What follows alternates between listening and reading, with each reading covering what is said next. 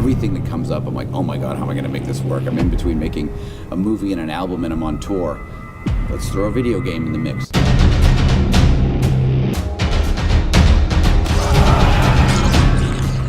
So when Assassin's Creed thing came up and it was all taking place during the French Revolution, I thought that was incredibly attractive because it is such a dark, weird time, yet so visually stunning that I thought, well, at first it seemed like an odd thing for a video game, but after getting deeper into it, I realized that it was perfect. Tony Moore will be helping to imagine some of this, doing the storyboards and the layout art. I thought, well, he's fantastic, so that'll be a great combination.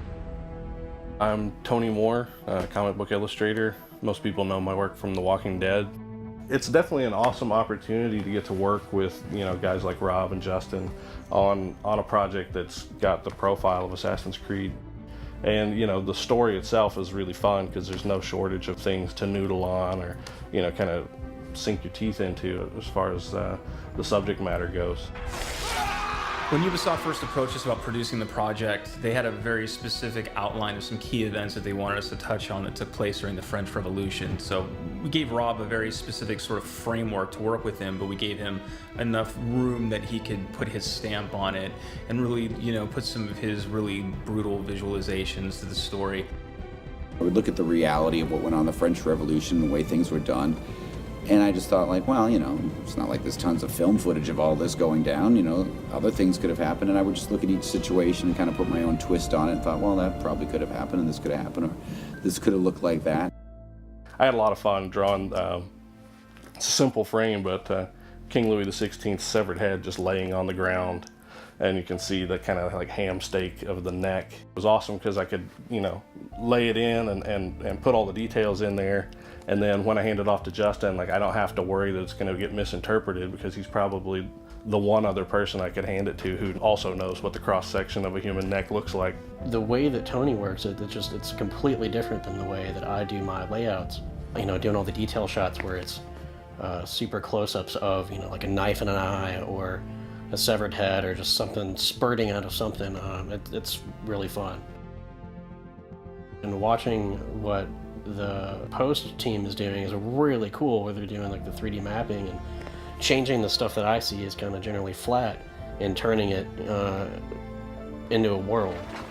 What I love about Tony Moore's artwork is it's so expressive and intense, and he takes you into these situations that are so fun to animate because the characters almost will themselves to life. Kyle from New Science really wanted to see how far we could push the envelope, so we developed some new techniques to bringing the characters and environments to life in an organic way that was true to the original art. Really what brought the whole story together was Fyodor, the actor who played the executioner. When we first heard his voice, we really knew that he was the executioner, like he was our guy. He went into a studio in Paris and just delivered just the most incredible performance. No longer would we be left to die.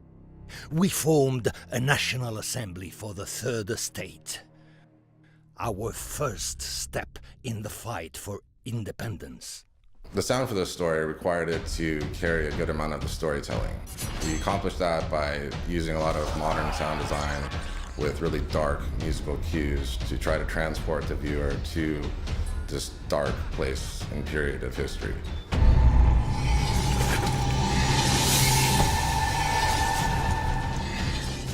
I think that's probably quintessentially Rob is that juxtaposition of sexiness and just gross. And it's what makes his stuff all work. I think it's probably what's made it work, in his music videos since the beginning, and now his movies and stuff too. I got aware of the materials and looked at it. I got, interested and inspired and wanted to be part of it. And once my brain clicks in to be part of something, then I kind of have to do it. It's just outside of the realm of what I usually do, like just enough that it's challenging, which keeps it engaging. And in that aspect, it's been a load of fun and probably one of the coolest games I've ever gotten to work on.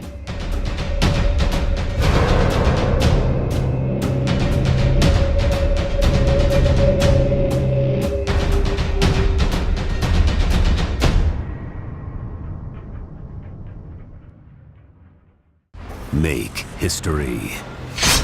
Assassin's Creed Unity.